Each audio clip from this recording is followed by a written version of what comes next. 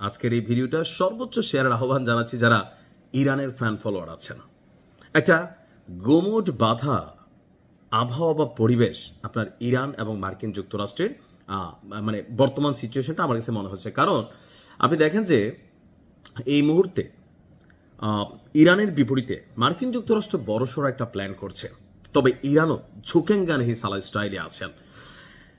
America যে কোনো সময় বড় হামলা চালাবে, আর গেল মাসখানেক আগে যে উত্তেজনাকর পরিস্থিতি তৈরি হয়েছিল সেইটা এখন গুমুট একটা পরিস্থিতি যখন ধারণ করেছে, এর মাঝখানে মার্কিন যুক্তরাষ্ট্রের সাসপিশিয়াস অর্থাৎ রহস্যময় কিছু কর্মকাণ্ড দেখা দিচ্ছে, আর এগুলো বার্তা দিচ্ছে ইরানের বিরুদ্ধে যে কোনো সময় অভিযান চালাতে যাচ্ছে আমেরিকা। তবে আমেরিকা যদি কোনো অভিযান চালায় তাহলে ইরান পাল্টা অভিযান চালাবে, আর সেই অভিযানকে মোকাবেলা করার জন্য মধ্যপ্রাচ্যে মার্কিন যুক্তরাষ্ট্রের থাকা যে ঘাঁটিগুলো আছে, অর্থাৎ ধরেন কাতার, বাহরাইন, তারপর হচ্ছে সৌদি আরব, মানে অনেকগুলো রাষ্ট্রে আপনার আমেরিকা তাদের সামরিক নৌসামরিক বা আরো বিভিন্ন যে ঘাঁটিগুলো সেগুলো করে রাখছে। এখন প্রশ্ন হচ্ছে কেন বারবার আপনার কাতার এবং বাহরাইন থেকে আমেরিকা তাদের ঘাঁটিগুলো সরিয়ে নেয়? এটার কারণ হচ্ছে গেল 2-1 বছর আগে যখন একটা অভিযান হলো তখন ইরান পাল্টা একটা অভিযান চালালো। কোথায়? কাতার,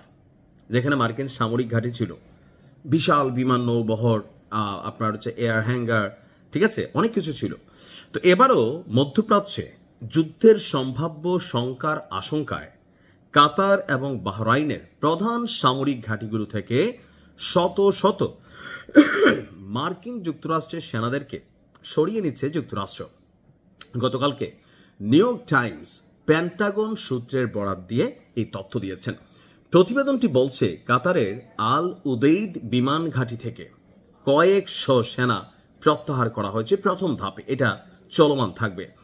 এছাড়া মার্কিন নৌবাহিনীর 5ম ফ্লিট এটা বাহরাইনে অবস্থিত, সেখান থেকেও বাহিনী সরিয়ে নেওয়ার খবর পাওয়া গেছে।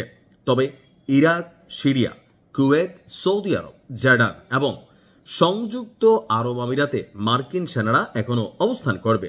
এখন এটারও কারণ আছে, কারণ অতীতে আমেরিকা যখন অভিযান চালাইছিল তখন তারা তাদের কাতার এবং বাহরাইনের যে ঘাঁটি, বাহরাইনে মার্কিন যুক্তরাষ্ট্রের বিশাল নৌবহর একটা আছে, তো সেখানে আপনার কি বলা হয় যে আপনার বিমানবাহী যে রণতরীগুলা ওইরকম অনেক ধরনের কানেক্টিভিটি আছে।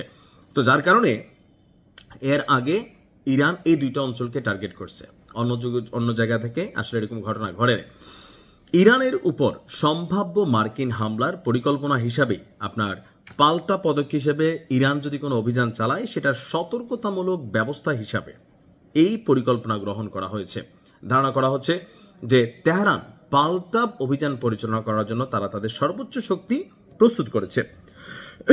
এখন জাতিসংঘে ইরানের মহাসচিব তিনি একটা সতর্ক বার্তা পাঠিয়েছেন মার্কিন যুক্তরাষ্ট্রের বিরুদ্ধে যে যদি ইরান আক্রান্ত হয় তবে এই অঞ্চলে শত্রু বাহিনীর সকল ঘাঁটি, স্থাপনা এবং সম্পদ ইরান তাদের বৈধ লক্ষ্য হিসাবেই চিহ্নিত করবে, অর্থাৎ ইরান ঝুঁকবে না।